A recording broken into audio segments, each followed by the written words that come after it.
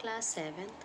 अब मैं आपको आपकी हिंदी की पूरक पाठ्य पुस्तक बाल महाभारत कथा से पाठ 15 चौसर का खेल व द्रौपदी की व्यथा समझाने जा रही हूँ। इसके पहले बेटा मैंने आपको पाठ 14 शकुनी का प्रवेश समझाया था, जिसमें मैंने आपको ये समझाया था कि पांडवों की ख्याति अब फैलने लगी थी और उन्होंने सम्राट और युधिष्ठिर ने सम्राट का पद भी प्राप्त कर लिया था। अब दुर्योधन बेटा फिर से जलने लगा था और बहुत ज़्यादा बेचैन था। तो दुर्योधन चाहता था कि हम इंद्रप्रस्थ पर चढ़ाई कर दें, लेकिन दुर्योधन के मामा शकुनी ने उसका पूरा साथ दिया और कहा कि ऐसा मत करो, मैं ऐसा करता हूँ कि युद्ध भी नहीं होगा और पांडव अपना सब कुछ हार भी जाएंगे। और इस तरह से बेटा उन दोनों ने आपस में योजना बनाई और चौसर का खेल खेलने के लिए युधिष्ठिर को न्योता देने की बात आ गई। शकुनी जानता था बेटा कि युधिष्ठिर को चौसर खेलने का बड़ा शौक है, लेकिन उन्हें चौसर ठीक से खेलने नहीं आता है। इस तरह से बेटा उन्होंने दुर्योधन ने अपने पिता धृतराष्ट्र को मना भी लिया। और चूंकि धृतराष्ट्र बेटा अपने पुत्र से बहुत स्नेह करते थे, इसलिए बेटा उन्होंने बेटे की बात मान ली और विदुर को चौसर का खेल विदुर को जो है पांडव के पास भेज दिया और कहा कि जाकर के उनको हमारी तरफ से खेल के लिए न्योता देकर बुला लाओ।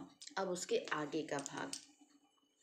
धृतराष्ट्र की बात मानकर बेटा जो विदुर है वह पांडव के पास चले गए। उनको देखकर महाराज युधिष्ठिर उठे बेटा और उन्होंने विदुर का आदर सत्कार किया। विदुर आसन पर बैठते हुए शांति से बोले कि हस्तिनापुर में खेल के लिए एक सभा मंडप बनाया गया है, जो तुम्हारे मंडप के समान ही सुंदर है।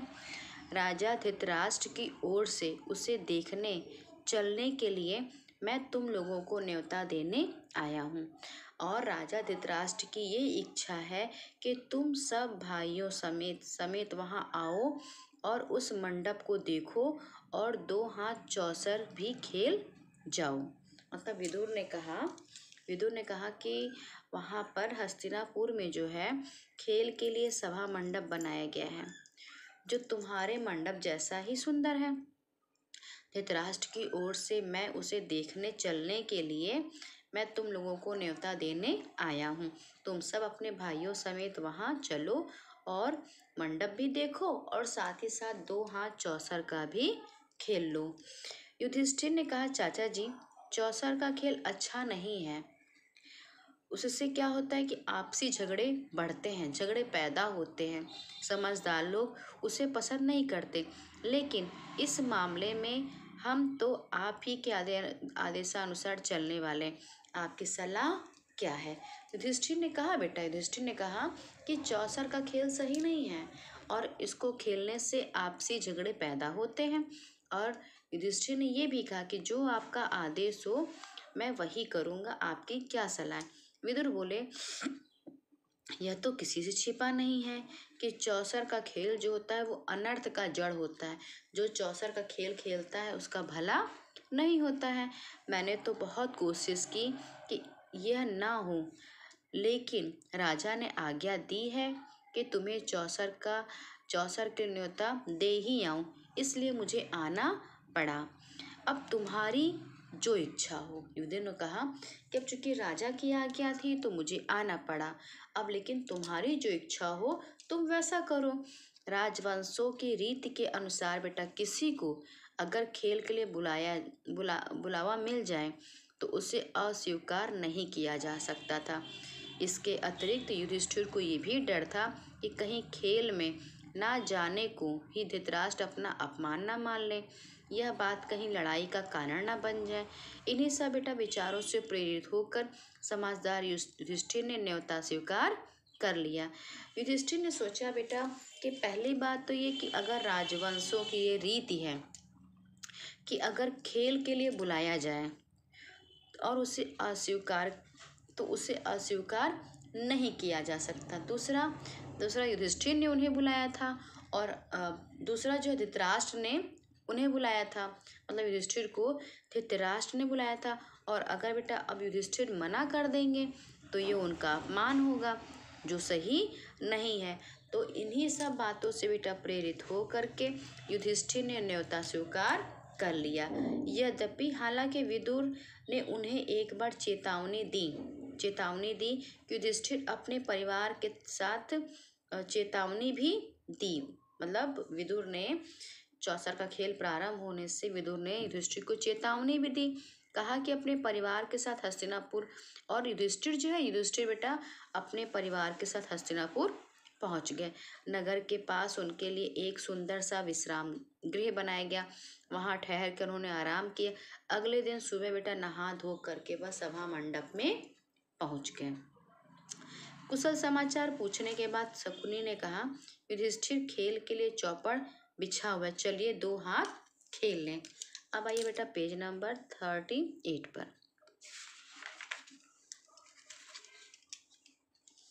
युधिष्ठिर बोले, राजन, यह खेल ठीक नहीं है।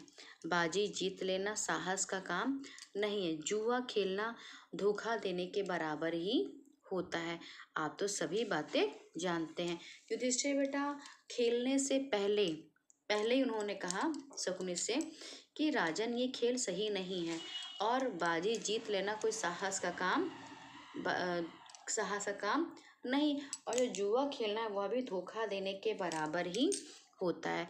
आप भी फिर शकुनी ने कहा कि आप भी क्या कहते हैं महाराज, यह भी कोई धोखे की बात है। हाँ, यह कहिए कि आपको हार जाने का डर है। मतलब शकुनी ने बेटा उनको उकसाया। युधिष्ठिर के मन में उनके था कि मतलब मैं ना खेलूं, लेकिन फिर भी बेटा देखिए शकुनी ने किस तरह से फिर उनको उकसाया कि अरे ऐसा नहीं है कि धोखे की बात है, लेकिन आप हार जाएंगे तो इस चीज का आपको क्या लग रहा है, डर लग रहा है। युधिष्ठिर कुछ गर्म हो गए अब और बोले, ऐसी बात नहीं है, अगर मुझे खेलने को कहा गया तो मैं ना नहीं कहूँगा, मैं ना नहीं करूँगा। आप कहते हैं तो मैं तैयार हूँ, मेरे साथ खेलेगा कौन? युधिष्ठिर ने कहा, अगर आप कहते हैं तो मैं खेलने के लिए तैयार हूँ, ऐसी बात नहीं, लेकिन मेरे साथ खेलेगा कौन? दुर्योधन तुरंत बोल उठा कि मेरी जगह खेलेंगे तो मामा शकुनी, लेकिन दांव लगाने के लिए जो धन रत्न देना होगा वह मैं दूंगा। दुर्योधन ने तुरंत कहा कि मेरी तरफ से मेरे मामा शकुनी खेलेंगे। दांव में लगाने के लिए जो भी धन चाहिए होगा, रत्न चाहिए होगा, वह लेकिन मैं दूंगा, लेकिन खेलेंगे तो मेरे मामा। युधिष्ठिर बोले, मेरी राय यह है कि किसी एक की जगह दूसरे को नहीं खेलना चाहिए, यह खेल के साधारण नियम के खिलाफ है। फिर युधिष्ठिर ने कहा कि मेरी राय तो ये है, किसी एक की स्थान पर दूसरा नहीं खेल सकता है, और ये जो है नियम के विरुद्ध है, नियम के खिलाफ है। अच्छा, तो अब दूसरा बहाना बना लिया, शकुनी ने फिर शकुनी ने उनको उकसाया। शकुनी ने कहा, अच्छा, अब दूसरा बहाना बना लिया। युधिष्ठिर ने कहा, ठीक है, कोई बात नहीं, मैं खेलूंगा। और इस तरह से बेटा चौसर का खेल प्रारंभ हो गया। मतलब युधिष्ठिर बार बार ये कहते, कभी युधिष्ठिर कहते धोखे का खेल है, कभी कह रहे थे इससे जो है बहुत बैर भाव बढ़ता है, जो है ये धोखे का है, आपसी लड़ाई बढ़ती। लेकिन बेटा शकुनी बार बार उनको उकसा रहा था। शकुनी ने कहा कि आप हारने से डरते हैं। फिर शकुनी ने कहा कि दूसरा बहाना बना लिया, और फिर बेटा दुर्योधन कुछ ना कह पाए और उन्होंने कहा कि मैं खेलूंगा। और बेटा इस तरह से चौसर का खेल प्रारंभ हो गया। सारा मंडप जो है दर्शकों से पूरा भरा हुआ था। वहाँ पर द्रोण, भीष्म, कृप, विदुर, धृतराज जैसे जो है वयोवृद्ध लोग भी वहाँ पर उपस्थित थे। वे उसे रोक नहीं पाए। चौसर का खेल जब शुरू हुआ बेटा तो कोई उसे रोक नहीं पाया, जबकि वहाँ पर बेटा इतने बड़े बड़े लोग, वयोवृद्ध लोग बैठे थे। उनके चेहरों पर उदासी छाई हुई थी। अन्य कौरव राजकुमार बड़े चाव से खेल देख रहे थे, और जो बाकी जो कौरव थे बेटा वो बहुत खुश थे और बड़े चाव से खेल को देख रहे थे। पहले क्या हुआ, अब यहाँ से ध्यान से देखिएगा बेटा कि किन चीज़ों की बाजी लगी थी चौसर में। पहले रत्नों की बाजी लगी, फिर सोने चांदी की खजानों की बाजी लगी, उसके बाद बेटा रथ, फिर घोड़े। तीनों दांव युधिष्ठिर जो है हार गए। पहले दांव में बाजी रत्नों की लगी, दूसरे दांव में सोने चांदी की लगी, और तीसरे दांव में बेटा रथों की और घोड़ों की बाजी लगी। और तीनों दांव जो है बेटा युधिष्ठिर चौसर का खेल हार गए। शकुनी का पासा मानो कि जैसे लगता था, जैसे ही वह पासा फेंकता, जैसे लगता बेटा कि पासा जो शकुनी के इशारों पर ही चल रहा है। खेल में युधिष्ठिर बारी बारी से बेटा अपनी गाय, भेड़, बकरी, दास दासी, रथ, घोड़े, सेना, देश देश की प्रजा सब खो बैठे। भाइयों के शरीर पे बेटा यहाँ तक कि जो उन्होंने आभूषण पहने थे, जो वस्त्र पहने थे, दुर्योधन उसकी भी बाजी लगा दिया। उसकी भी बाजी बेटा युधिष्ठिर ने लगा दिया। युधिष्ठिर ने उसकी भी बाजी लगाई जो उनके भाइयों ने वस्त्र और आभूषण पहने थे, और वह सब कुछ हार गए। और कुछ बाकी है? शकुनी ने पूछा कि अब और भी कुछ बाकी है। यह सांवले रंग का युवक मेरा भाई नकुल खड़ा है, वह भी मेरा ही धन है, इसकी बाजी लगाता हूँ, चलो, युधिष्ठिर ने बड़े जोर से कहा। अब शकुनी ने कहा कि अब भी कुछ बाकी है। तो युधिष्ठिर ने कहा कि मेरे सांवले रंग का जो मेरा भाई है वो भी मेरा धन है, अब मैं इसकी बाजी लगाता हूँ। शकुनी ने कहा अच्छा, तो यह बात है, तो यह लीजिए, आपका प्यारा राजकुमार अब हमारा हो गया। कहते कहते बेटा शकुनी ने पासा फेंका और युधिष्ठिर फिर बाजी हार गए। युधिष्ठिर ने कहा यह मेरा भाई सहदेव है, जिसने सारी विद्याओं को पार पा लिया है। अब मैं इसकी बाजी लगाना उचित तो नहीं है, फिर भी लगाता हूँ, चलो देखा जाएगा। बेटा इस तरह से युधिष्ठिर ने सबसे पहले जो अपने सांवले मतलब रंग का जो सुंदर युवक था नकुल, उसको हार गए। उसके बाद वह सहदेव को कहा कि ये तो सही नहीं है, लेकिन अब मैं सहदेव की बाजी लगाता हूँ, चलो देखा जाएगा। शकुनी ने कहा यह चला और वह जीता। कहते हुए बेटा शकुनी ने पासा फेंका और युधिष्ठिर अब बेटा जो है सहदेव को भी हार गए। पहले वह नकुल को हारे और फिर वह सहदेव को भी हार गए। अब देखिए बेटा बारी बारी से युधिष्ठिर जो है हारते जा रहे थे। सोने चांदी, रथ, घोड़ा, सेना, देश देश की प्रजा, यहाँ तक कि भाइयों के आभूषण, भाइयों के कपड़े हार गए। अब फिर इसके बाद जो नकुल को, सहदेव को, वह सबको हार गए। अब दुरात्मा शकुनी को आशंका हुई कि कहीं युधिष्ठिर खेल बंद ना कर दे। अभी भी देखिए बेटा कि किस तरह से जो है शकुनी चाल चल रहा था। शकुनी को लगा कि कहीं ऐसा ना हो कि युधिष्ठिर अब खेल बंद कर दे, तो वह बोला युधिष्ठिर शायद आपकी निगाह में भीम और अर्जुन माद्री के बेटों से ज़्यादा मूल्यवान है, सो उनको बाजी पर आप लगाएंगे नहीं। अब शकुनी ने कहा कि क्यों, आपकी निगाह में क्या भीम और अर्जुन माद्री के बेटे से ज्यादा मूल्यवान है? क्या आप उनकी बाजी नहीं लगाएंगे? युधिष्ठिर ने कहा मूर्ख शकुनी, तुम्हारी चाल यह मालूम होती है कि हम भाइयों में आपसी फूट पड़ जाए। युधिष्ठिर ने कहा कि दुष्ट मूर्ख शकुनी, मुझे लगता है कि तुम्हारी चाल यह है कि हम भाइयों में आपस में फूट पड़ जाए। सो तुम क्या जानो कि हम पांचों भाइयों के संबंध क्या हैं। पराक्रम में जिसका कोई सानी नहीं, उस अपने भाई अर्जुन को मैं दांव पर लगाता हूँ।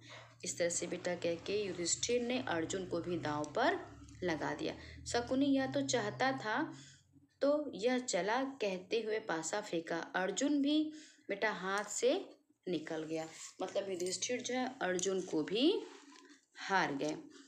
असीम दुर्दैव मानो युधिष्ठिर को बेबस कर रहा हो और उन्हें पतन की ओर बेटा बलपूर्वक ले जा रहा हो, क्योंकि युधिष्ठिर बेटा एक के बाद एक सब कुछ हार गए।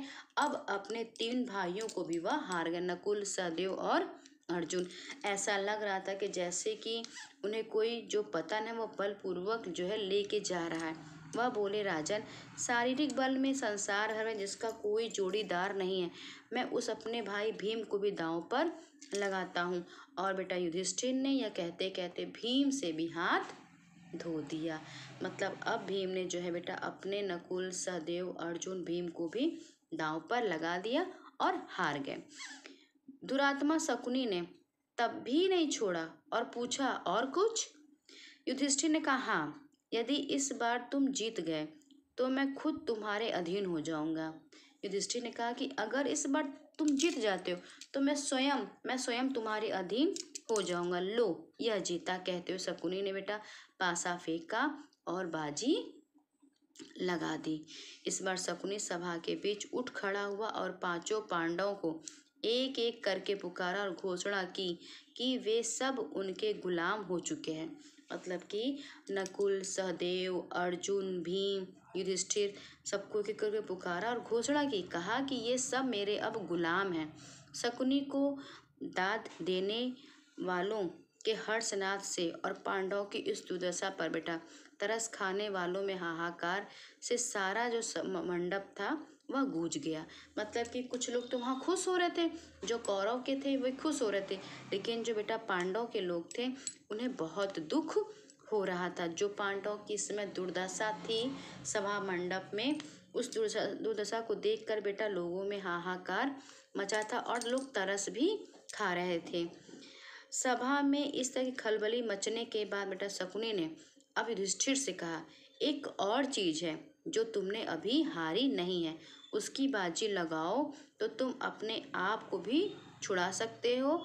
अपनी पत्नी द्रौपदी को तुम दांव पर क्यों नहीं लगाते?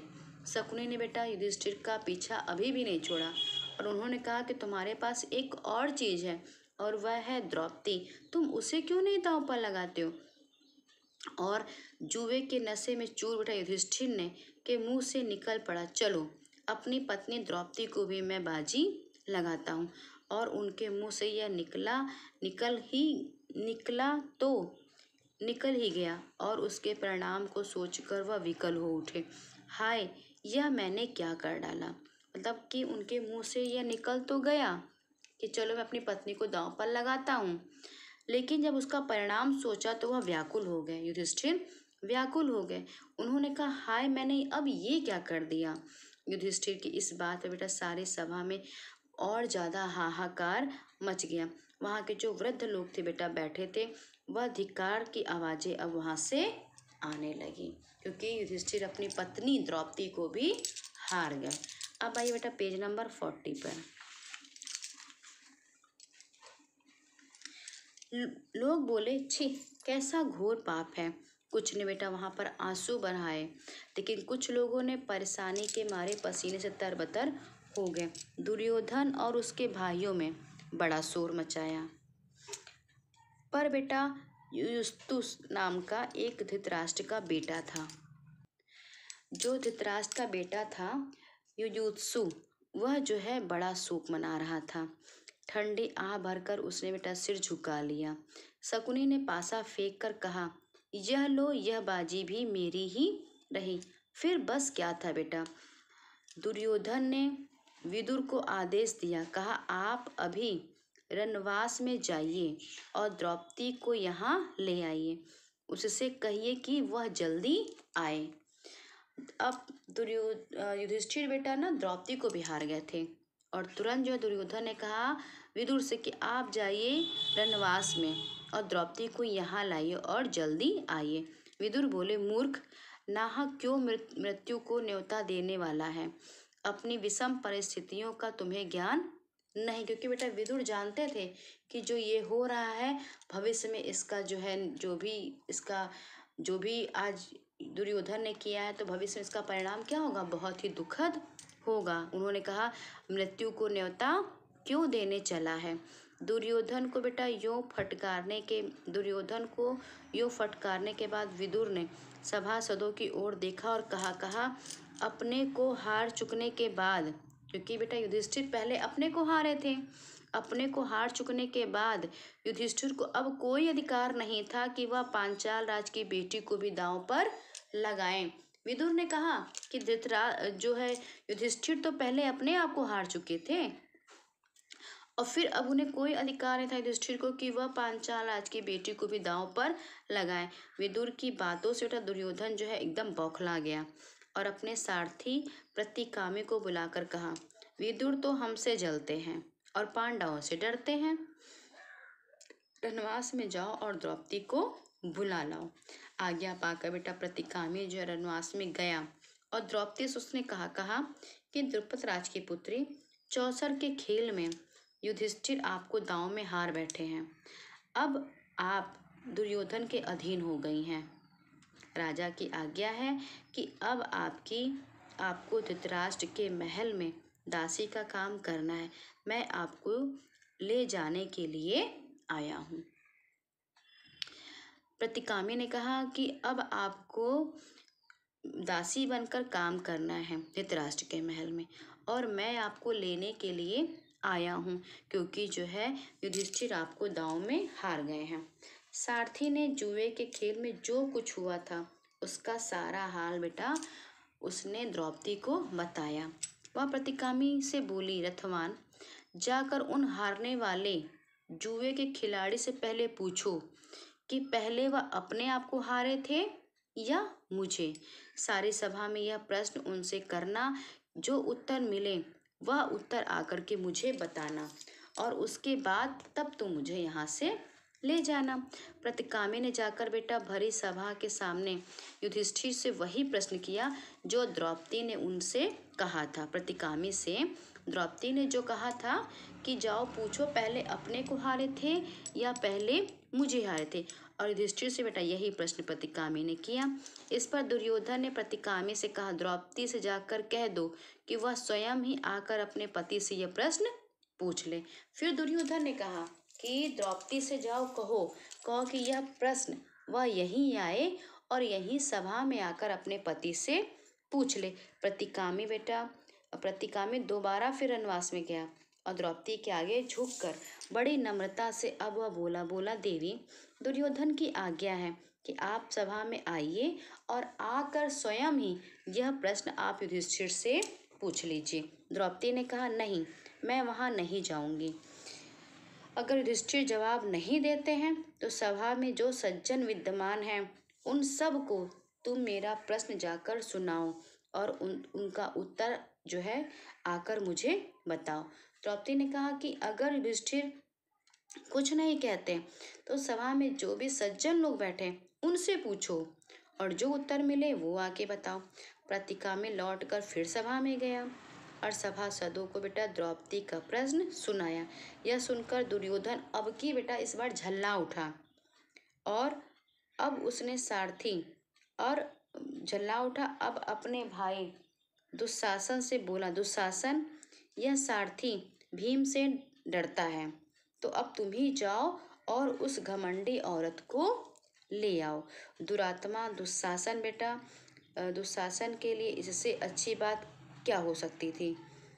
उसने द्रौपदी के बेटा गुथे हुए बाल बिखेर डाले, गहने सारे तोड़ डाले और उसको बाल पकड़ करके द्रौपदी को उसके बाल पकड़ करके बेटा बलपूर्वक घसीटता हुआ सभा में ले जाने लगा। द्रौपदी व्याकुल हो उठी। द्रौपदी की ऐसी दीन अवस्था देखकर धृतराष्ट्र के बेटे विकर्ण को बड़ा दुख हुआ।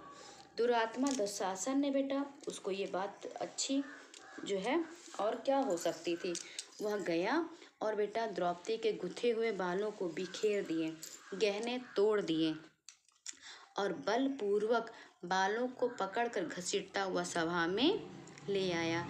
जब धृतराष्ट्र के बेटे विकर्ण ने ऐसा देखा तो उसे बड़ा दुख हुआ, उससे नहीं रहा गया। वह बोला, उपस्थित वीरों सुनिए, चौसर के खेल के लिए युधिष्ठिर को धोखे से बुलावा दिया गया था। वह धोखा खाकर इस जाल में फंस गए और अपनी स्त्री तक की बाजी उन्होंने लगा दी। यह सारा कार्य न्यायोचित नहीं है, मतलब कि न्याय के अनुसार जो भी हुआ वह न्याय के अनुसार सही नहीं है। दूसरी बात यह कि द्रौपदी अकेले युधिष्ठिर की पत्नी नहीं है, बल्कि वह पांचों पांडवों की पत्नी है, इसलिए उसको दांव पर लगाने का अकेले युधिष्ठिर का कोई हक नहीं है। विकर्ण से जो भी कुछ हुआ उसका बड़ा दुख हुआ और विकर्ण ने तब कहा कि चौसर के खेल के लिए युधिष्ठिर को धोखे से बुलाया गया था।